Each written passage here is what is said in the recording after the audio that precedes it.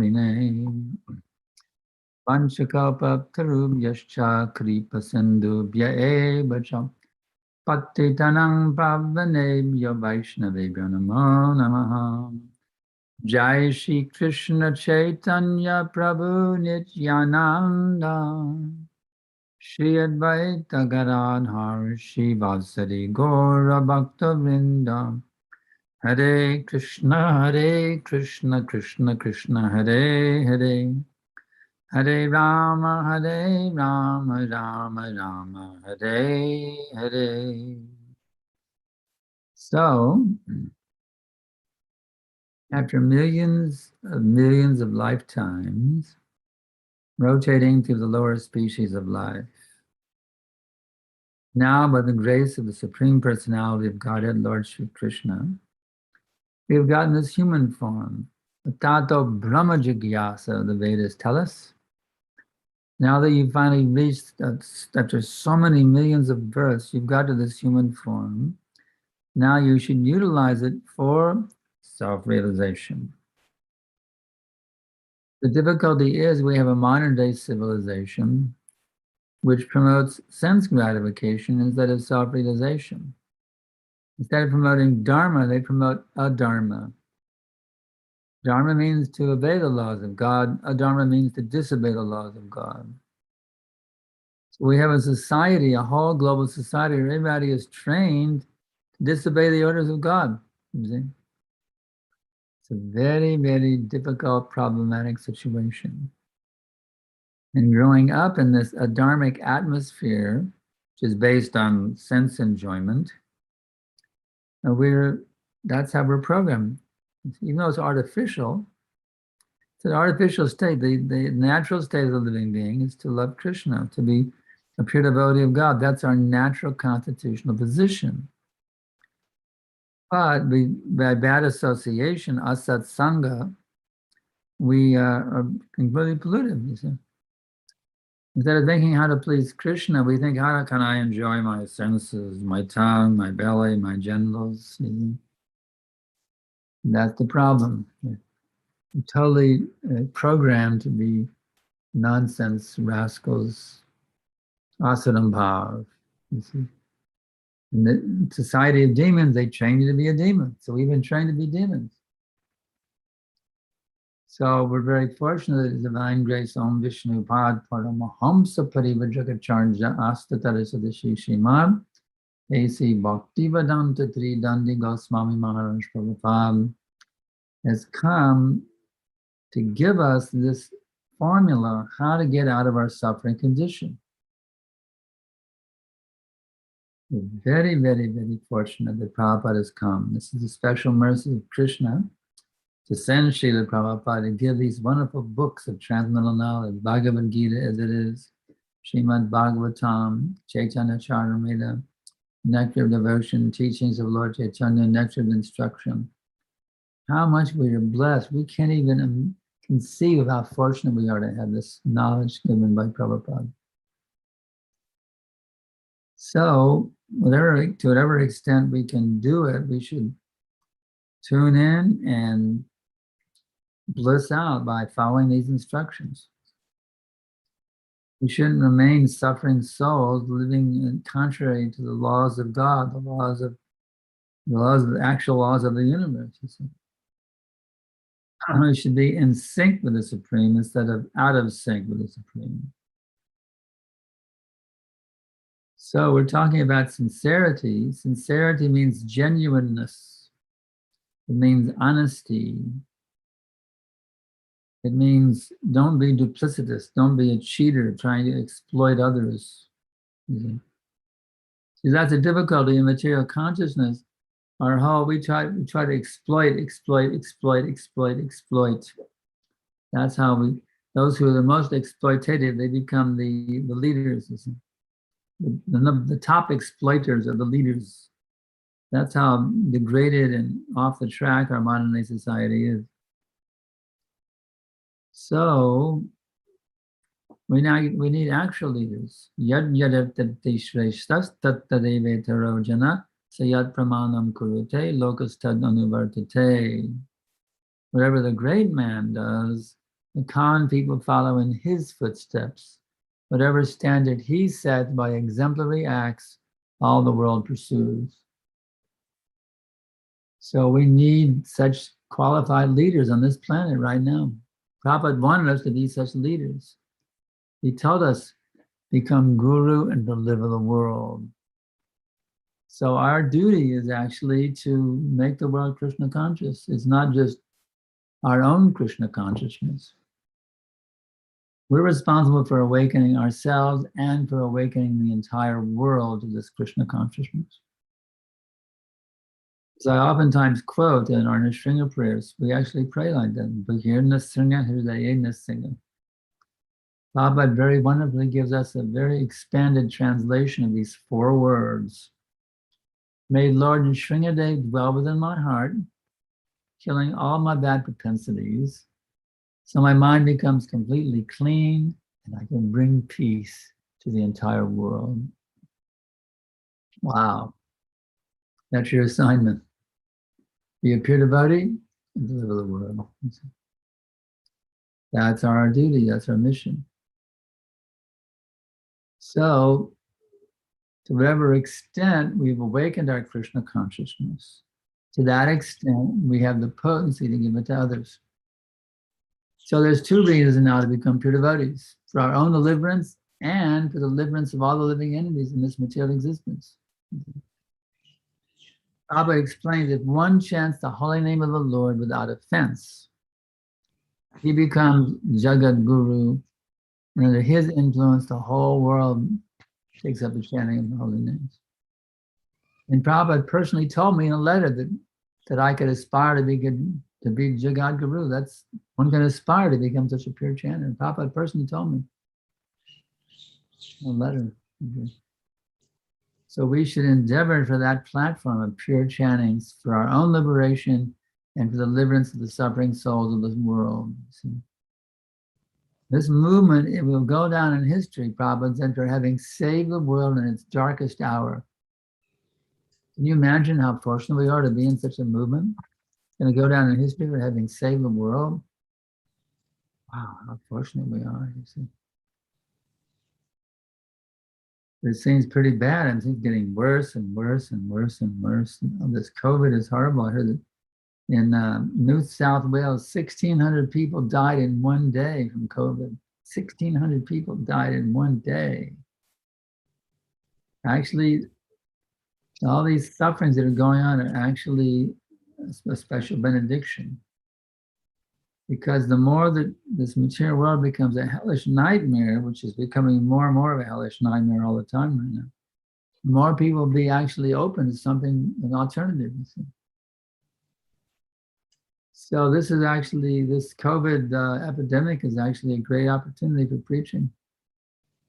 We wanted to have happiness and society based on sense gratification, but it's not possible. The only happiness is to get back to a pure loving relationship, and that Supreme Person is the source of all existence. Krishna. Krishna.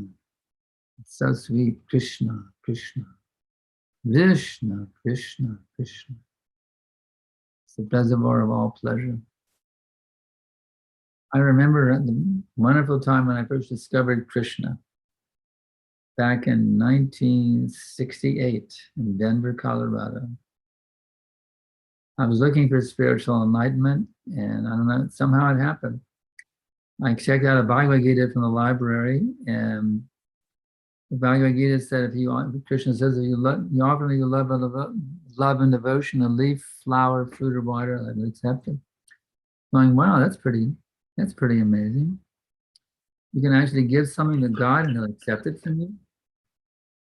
We had been always told that God's in some big, huge figure way up high in a mountain, so can't really get close, the Almighty. Now that Supreme Almighty is willing to come down and take a gift that you personally give him and appreciate it. And then I happened to find in a gift shop a wonderful poster of Radha and Krishna. So I made an altar there in my apartment. I would chant Hare Krishna. and offer my food to the Radha and Krishna. So that way my spiritual life began. And before that, I was just simply a completely depressed college youth. My father always said, son, your college days is going to be the happiest days of your whole life. Of course, if I'd been intelligent enough, I could have analyzed, well, wait a minute. I mean, after college is not as happy as being in college? What kind of life is that?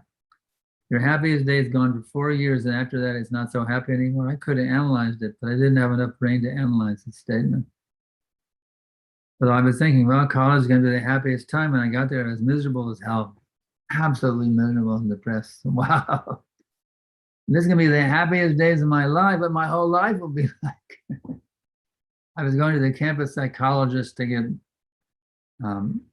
advice on how to conquer depression. They couldn't guide me how to get out of my depressed state of mind. Because you're supposed to decide what career you want. You know? Nothing made any sense to me. Nothing made any sense. Because I didn't know who I was. I was thinking I was this body. I didn't realize I was an eternal spiritual being, qualitatively one with the Supreme Personality of God and the source of all existence. I had no idea who I was. So what can be done? That's the problem of the modern society. Nobody knows who they are. They're just trying to be what they're not, and it doesn't work. You can't put a square peg in a round hole.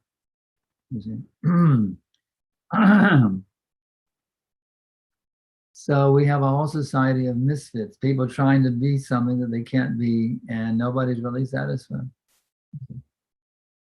So it's time for us now to take a very powerful, enlightened, compassionate role as the leaders of the world. We are meant to actually lead the world out of chaos. That's our duty here by Prabhupada. We should preach with great conviction, with full sincerity, with great enthusiasm and determination. Like that little sparrow. That little sparrow was determined to dry up the ocean. That ocean stole her eggs. She said, give the eggs back. The ocean refused. She said, okay, you big nasty ocean, I'm going to teach you a lesson. I'll dry you up. Now, is it possible a little sparrow can dry up the ocean? Of course not. But was she thinking that way? No. She said, I'm going to dry up this ocean. She would run down, grab some water in her little beaks, a few drops, and run back and deposit it on the land, back and forth, back and forth. Everybody's laughing. Just see that stupid little bird. She's going to run herself to death. She can never dry up the ocean. You see.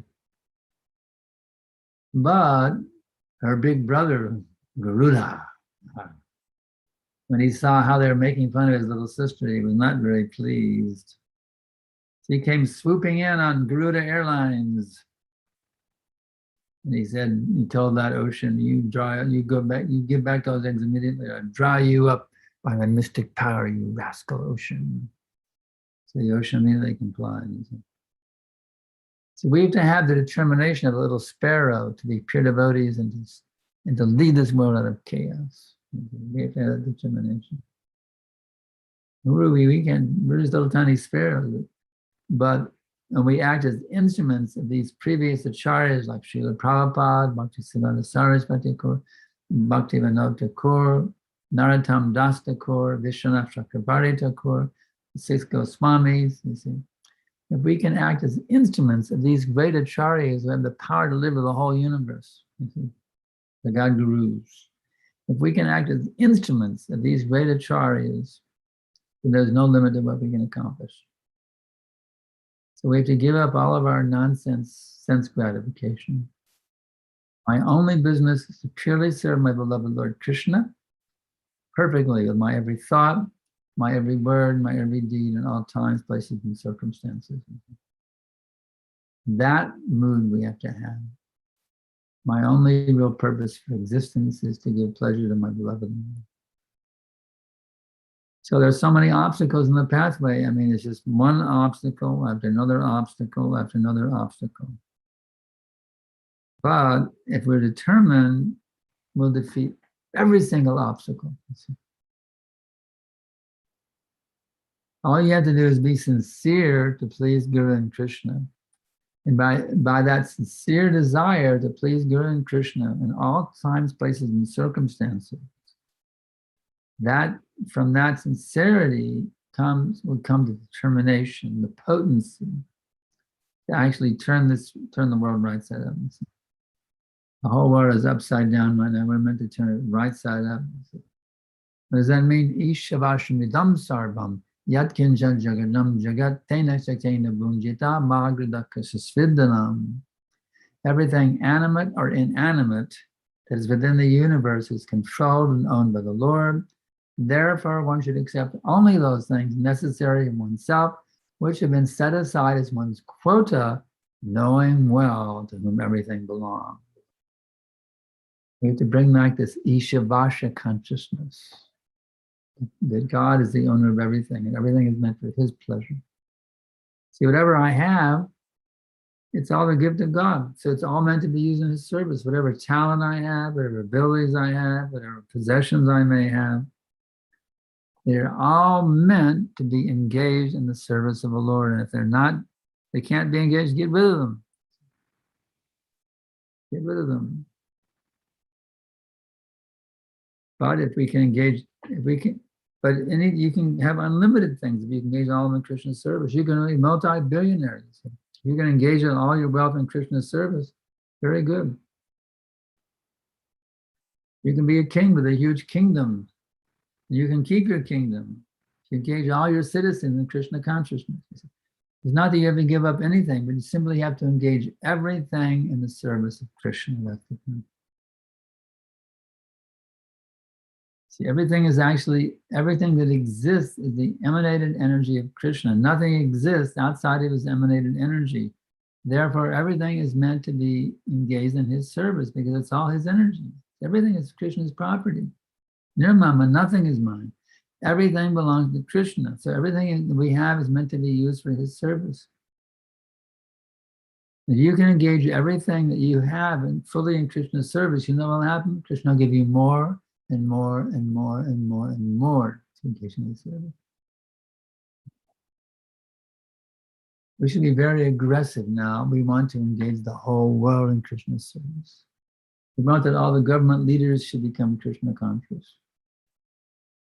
Just like I did tonight, I wrote a letter to the governor of Texas. Texas has just passed a very, very strong anti-abortion law, which makes it virtually impossible to get an abortion here in Texas. All the abortion clinics are shutting down now. The US government is very disturbed by this. They say it's not constitutional. They say that a woman has a right to kill her baby. So just imagine how degraded they are. Woman has a right to murder her baby. That's her right. So she can murder her baby. So the U.S. Justice Department wants to make a lawsuit now against the state of Texas for banning abortions. I mean, just see how degraded these people are. So, 66,000 babies are murdered every day on this planet. Can you imagine 66,000 murders every day on this planet? And it's considered legal? What kind of rascals are these government leaders? What kind of rakshasas are sitting in the White House, in the Capitol buildings? What kind of rakshasas are we taking as our leaders? It's so off the track. Prabhupada started a political party many years ago. I remember when I was a brahmachari in Gainesville, it was called the In God We Trust Party, because that's the motto still there on the US currency, In God We Trust. So we had the In God We Trust Party running, we ran, our temple president, Amarendra, ran for the mayor of Gainesville, Florida. Then we had to stop it because it's illegal. The church can't do that. It loses its status as a church, tax-exempt status. So we had to stay, it was illegal, but we had to stop having that political party. But our devotees outside of ISKCON, you see, doing it at my householders living outside of ISKCON, they could start the political party, not completely legally separate from ISKCON. They could be ISKCON devotees, but not being organized or financed by ISKCON, that could still be done. Our householders could, or outside the temples, could organize a political party called In God We Trust and field candidates all over America and all over the world, you see. So something like that's going to happen sooner or later. Prabhupada gave us the idea, you see. Sooner or later, that's going to happen, you see. Our devotees our devotees who are purely following these principles, you see, they'll become empowered leaders of this planet. Trouble is nowadays, so many devotees, like they want to water things down, you know, kind of take it easy and don't be so strict, you know, kind of water it down a bit, kind of relax, you know. There's this thing in Spanish, poco a poco, we say in Spanish language. Take it easy, you know, just take it easy. This whole idea of just taking it easy in Krishna consciousness, don't be so strict, you know, kind of be kind of loose, you know, kind of relax a little bit and be loose. It spoils the whole thing, actually. It's like Prabhupada, for example, Prabhupada clearly said that sex life between householders has to be regulated. Householders who want to have a child, what they do is they first get permission from the spiritual master. They don't just go on their own. They get first the permission, in other words, the blessings of the spiritual master. Guru Maharaj, you'd like to have a child, you give us your permission, your blessing, and the spiritual master feels they're ready. He said, all right. Then Prabhupada said, then 4 to 6 days after the menstrual cycle of a lady, see, that's when she's most likely to get pregnant. 4 to 6 days after the menstrual cycle, after the husband and wife both chant at least 50 rounds of japa, then they can try for the child, you see. So this is a very auspicious way to attract very high level spiritually inclined living entities into our Krishna conscious family. But some devotees are saying it's okay, you know, you can have sex with your wife whenever you want, as long as you don't kill the baby, it's okay. This is bogus philosophy. Some of our leaders are even teaching this now in our movement. So it's a great concern for me when I see the leaders are actually, even gurus, are preaching bogus philosophy to make I don't know whether they're attracting more followers, I don't know what their motive is, but it's a very worrisome thing for me. It's like Christianity was polluted. That, you know, Bible says thou shalt not kill, but the Christians are running slaughterhouses. Christianity is polluted. I'm worried that our ISKCON will also become polluted. I see these deviations creeping in and becoming popularized now in our movement. So we have to kick out these deviations, get back to Prabhupada's teachings. It's right there in the database. You can read very clearly. Just look up 50 rounds in the database to see how many times Prabhupada talks about this. So if we can be very strict and very pure, we'll become empowered. Prabhupada actually, there's a verse Prabhupada gives in his books, how somebody who's completely pure devotee can deliver all the worlds, sarva loka, all the worlds can be delivered with such a soul. So we should be very, very strict about awakening pure love of God within the heart. We chant our japa, it shouldn't be, let me get him down, you know, and Hare Krishna, get over it. No, we're begging Radha and Krishna to please bless me now with the awakening of pure love of God within my heart. Let me now please be the pure devotee. Hare Krishna, Krishna Krishna, Hare Hare, Hare Rama, Rama Rama, Hare Hare. My dear Lords, please bless me now. I can become your pure devotee. There's a very nice lecture Prabhupada gives on, it's recorded in Los Angeles on first canto, chapter 2, text number 12. Prabhupada is saying how one should become very much eager to want to see God. Very, very eager to see Krishna.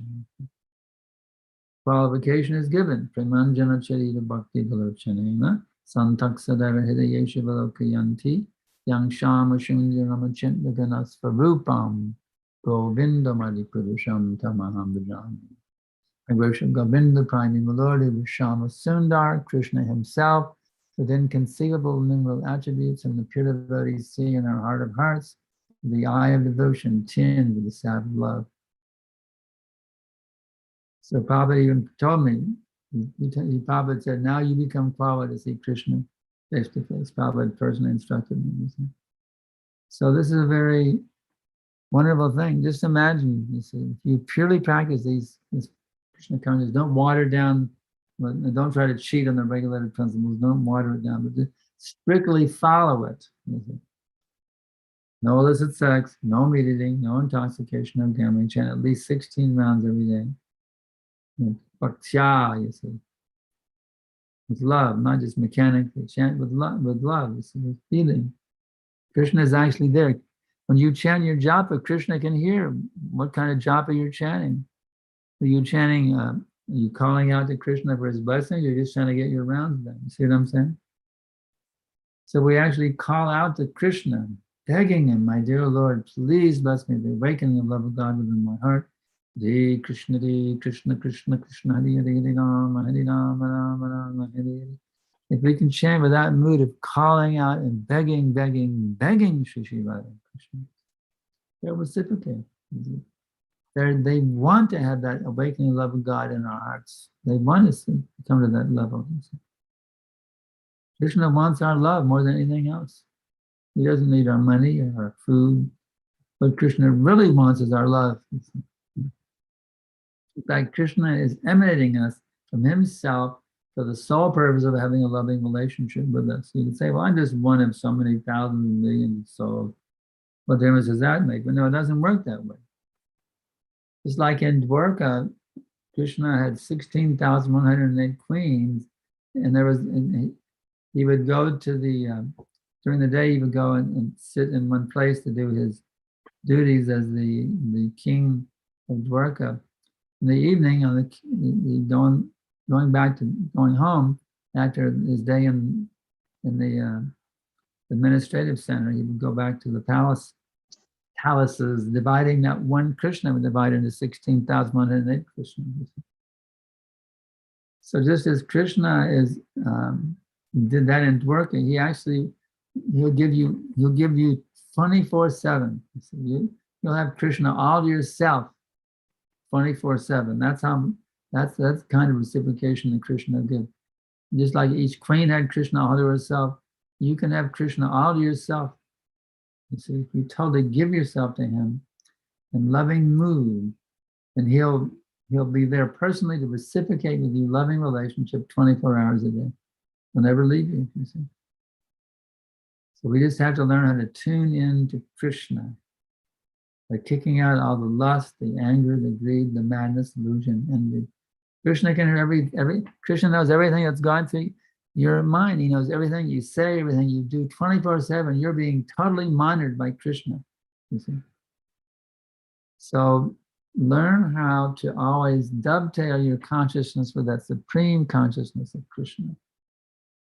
It's like in music, you see. There's called harmony and there's dissonance. When you have two different notes that vibrate nicely together, that's called harmony. Like they make a chord, series of notes, a group of notes that resonate very nicely together. That's called a chord. And then there's what's called discord, where they clash, you see.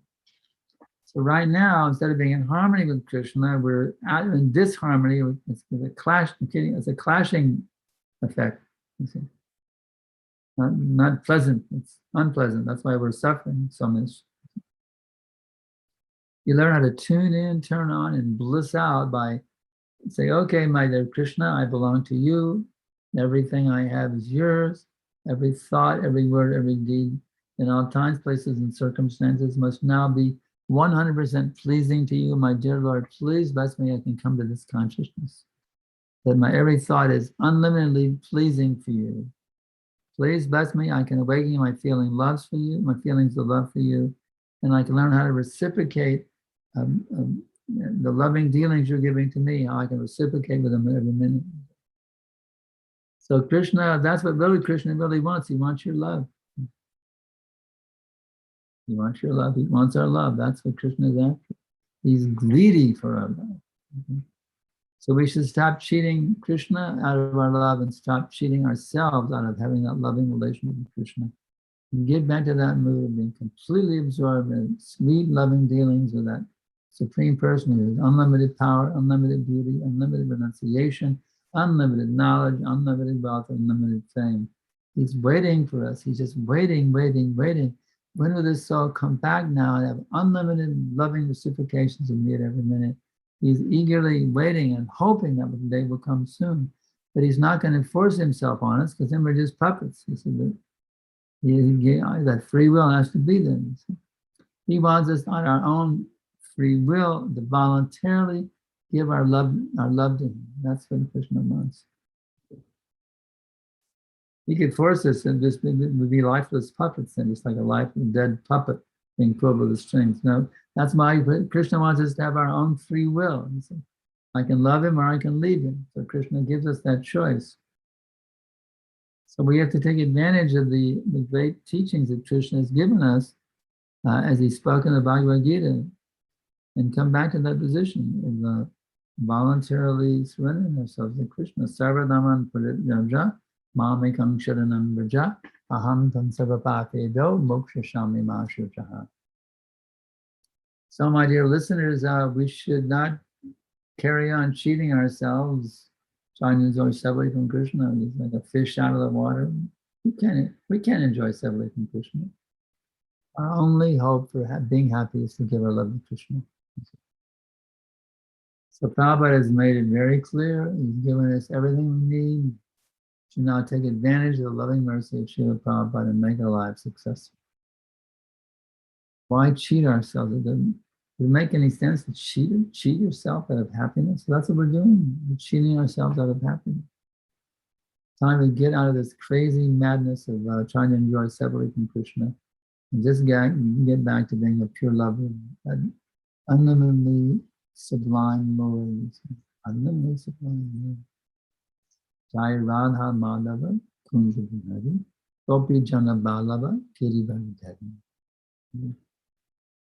He's enjoying the forest with the Gopi girls and other Sahajas. They say, oh yes, I'm Krishna. You be Radha and I'll be Krishna. Let's enjoy in the forest together. The Sahajas do such nonsense. But if they're really Krishna, let's see them lift Govardhan Hill. So that's the real test. Let's take your left finger, little finger in your left hand, and lift Govardhan Hill. See if you can do that. Then we'll accept that you're God. So they can't do that. So we have to kick out all this bogus Sahajaism that's going on, bogus Mayavadi philosophy that I'm God, you're God, we're all God. It's actually shocking. I remember when I was a student here at the University of Texas many years ago, a literate student looking for the answers. I went to the Methodist Student Center, a Christian denomination campus center, the Methodist Student Center. They had an Indian Swami come in, amazingly enough. This Indian Swami said, I'm God, you're God, and we're all God. A Christian youth center had an Indian Swami preaching Mayavadi philosophy. So it may sound, and I remember as a youth, I was reading a book trying to find out how to get out of my misery. And I got a book called The Book by Alan Watts. And Alan Watts said, actually, you are God, but right now you're playing hide and go seek with yourself. So come out of hiding and be God again. I said, well, that sounds pretty good. I'm God. So let me do that. Let me try coming out of hiding and be God again. Well, after 2 or 3 days, I noticed things aren't going the way I want them to go. So how can I be God? So I rejected that philosophy. It wasn't practical. I'm actually God, then everything should be happening according to the way I want it, right? God is the supreme controller. So things are not happening according to my desire, I'm obviously not God. So there's so many bogus philosophies going on. It's just one thing after another, after another, after another. So many bogus philosophies. Thousands and millions of different varieties of bogus philosophies out there. So we just have to take advantage of these sublime teachings of our beloved Srila Prabhupada. Take full advantage of them. And come out of all the madness, all the confusion that we're experiencing in confusion. Time to kick it out with boo. I'm sick and tired of suffering in this material world. Now I want to be who I actually am, the eternal, all blissful, living being, servant of God. Know who you are and be who you are. Somebody wants to know what is your philosophy in a nutshell, just tell them that. Our philosophy in a nutshell is very simple. Know who you are and be who you are. There's Gyan, the theoretical knowledge of understanding I'm not this body, I'm spirit soul, I'm the servant of God. Then there's Bhakti, the practical application of that realization. So there's theoretical knowledge and there's applied knowledge. We have both, Gyan and Vigyan. Theoretical knowledge and applied knowledge. So, my dear listeners, I hope I've been able to help you in some way to be more encouraged on your path of spiritual awakening. We all go through various struggles here, still trying to be the enjoyers. We go through these struggles because we're so much trained at want to be the enjoyer. I'm the enjoyer, I'm the enjoyer. We're so much trained in this consciousness to try to be the enjoyer. So it takes a lot of time and trouble, a lot of hearing, a lot of chanting, a lot of serving, a lot of praying to get out of this idea that I'm the enjoyer. Let me be the servant of the Supreme Enjoyer. It takes quite a huge Herculean effort and a lot of mercy coming down from Guru, Krishna, and Vaishnavas to help us get out of this false conception that I'm the enjoyer, the Lord of all I survey. But it's doable. It's doable. If you're sincere and you're genuine and you remain steady in your practice, Krishna will bless you with the awakening of love of God within your heart. That's okay. He will do that. He wants us to come to that level. You make the endeavor, he'll give you all facility, he'll give you proper association, give you a proper spiritual master or spiritual masters. He'll give you everything you need to awaken pure love of God within the heart if you're sincere to do that. That's to be our determination. I want to become a pure lover of God, and I'm willing to do whatever it takes to get to that goal. Whatever sacrifice I have to make, I don't care. I'm willing to give up everything, but just let me come to that position of pure love of Krishna. Let that be my only desire, to awaken pure love of God within my heart. So, perhaps there's some questions. I can see that I'm looking at the chat box here. We got no questions. Anybody have any questions they'd like to ask? They can type them in the chat box or can ask. They can unmute themselves and ask them verbally. See, Ambika Devi Dasi has her hand up. Hare Krishna, dear Gurudev. I wanted to ask that actually, from my experience, when I see successful devotees, they are following Srila Prabhupada's instructions. But then when I see some problem, I also realize that everything is not done according to the instructions. So how should we take this, or is there something we could do about to help, or just in general? It's like the example is given. Some brahmachari was in a temple, and some guest of the program came by and asked her for her phone number. There's an example given like that. What kind of things are going on? A person who's become a congregation member asked a brahmachari for her phone number. Can you imagine? So the completely bogus thing. This such mixing is not supposed to be happening in our movement. So how do we deal with these kind of things? Well, we have to preach against it as the first thing and train our people not to do these kind of things. We have to preach very strongly what is the actual standard. And that's all. And of course, it's up to the managers, the leaders, to enforce the see the Prabhupada's standard is being upheld. It's up to our temple presidents, our GBCs, to see that the standards are being upheld. But as far as us general rank and file devotees, we should preach it. When we do preaching, we should preach against these deviations. See, I'm not a GBC or temple president, but I preach against it because so that others will know that this should not be going on. This mixing between men and women should not be going on. The Vedic culture, a man mixes only with one woman, that's his wife. Otherwise, there's no mixing with women. An example. Anything else? And type it in, or you can ask verbally either way. Let's see.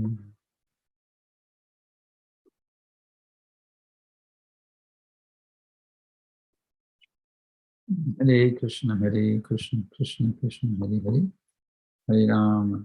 Your hands up again. Yes, thank you, Srila Gurudev. I wanted to ask as well about the leadership and the leadership of this world.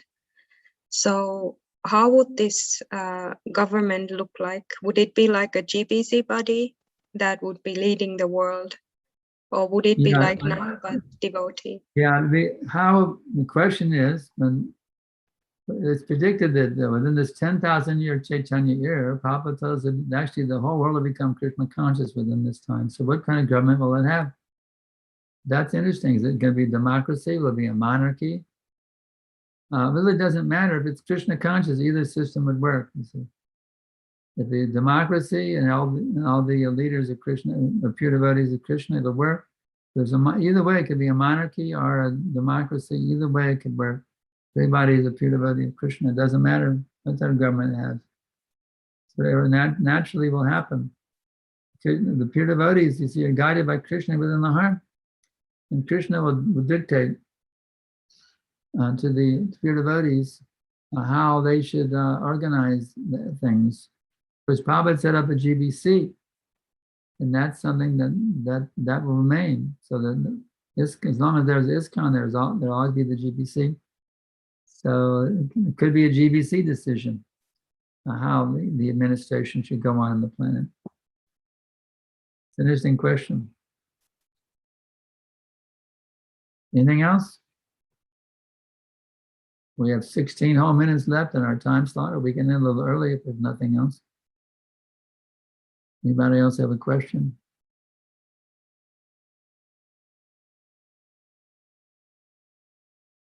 Who can, let's see, no. Srila Gurudev, can I ask one more question? Yes, please do. When we see devotees preaching on the streets, for example, what is acceptable in that situation when there may be new devotees who they preach at, or then just like some people passing by, like for example, in terms of mixing the gender? For preaching, we can preach men and women both. We're out on book distribution. You can approach everyone.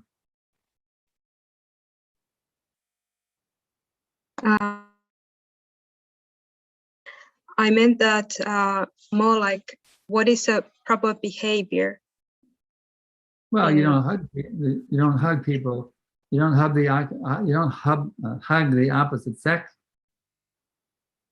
For example, you wouldn't hug some man and give him a book.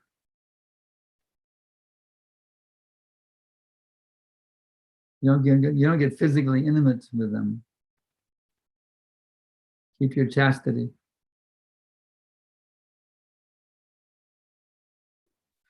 Thank you.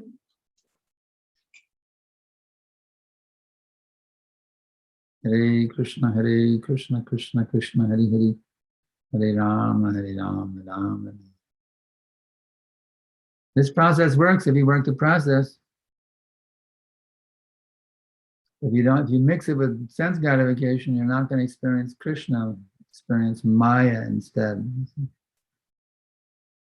So we don't want to experience Maya or illusion. We want to come back to our original pure state of consciousness, Krishna consciousness. It's a very, very desirable state to be in. Pure devotee, pure love of God is a very, very desirable state. There's unlimited ecstasies, unlimited compassion, unlimited realizations. To come to that level of pure love of God is a very, very desirable thing. More desirable than becoming materially wealthy like Bezos. It's much more desirable than anything you can achieve in the material world. From pure love of God. It's available for you. You can have it. Every one of us can have pure love of God. It's greater than even becoming a Brahma, having a whole universe under your direction. Pure love of God is the greatest achievement. It's available for everybody. Even a small child can develop pure love for God, like Prahlad. So we should understand my number one focus should be to awaken pure love of God within my heart and to act for the ultimate benefit of all living entities by as far as possible telling everybody about Krishna consciousness. Anything else?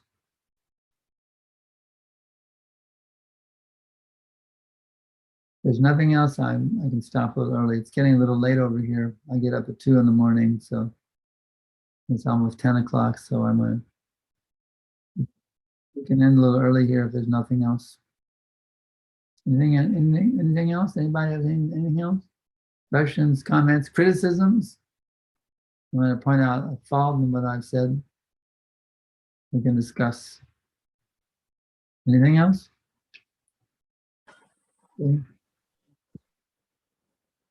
I don't hear anything else. Hare Krishna, Sankarshan Prabhu. Hare Krishna. Thank you for giving some time for the students at the VIHE. I think everyone was happy to hear your class and be able to ask their questions. Thank you for answering in a practical way. I hope it's been Yeah. helpful. I hope it's been helpful. We want everyone to everyone become qualified, become pure devotees who can see Krishna face to face. And on the internal side and the external, we want to make the whole world Krishna conscious as soon as possible. So those two things, they're hearing this thing or should they hear this thing? Thank you everybody for tuning in. Hare Krishna, Krishna Krishna, Hare Hare, Hare Rama, Hare Rama, Rama Rama, Hare Hare. Hare Krishna.